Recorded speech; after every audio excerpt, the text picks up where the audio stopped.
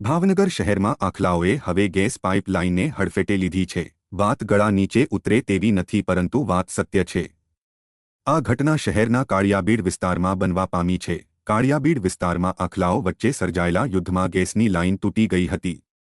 આ બનાવ કાળિયાબીડમાં અક્ષરધામ એક સોસાયટીમાં બનવા પામ્યો હતો, જેમાં ગેસની લાઇનનો એસઆર પોઇન્ટ તોડી નાખતા ગેસ લીકેજ થયો હતો। ગેસ લીકેજ થતાં લોકોમાં ભયનો માહોલ ફેલાયો હતો। જો કે તાત્કાલિક ફાયર વિભાગને જાણ કરવામાં આવતા ફાયર અને ગુજરાત ગેસનો કાફલો ઘટના પહોંચ્યો હતો। તાત્કાલિક ગેસની લાઇન બંધ કરી રિપેરિંગ હાથ ધરવામાં આવ્યું હતું, જેથી આસપાસના લોકોએ હાશકારો અનુભવ્યો હતો।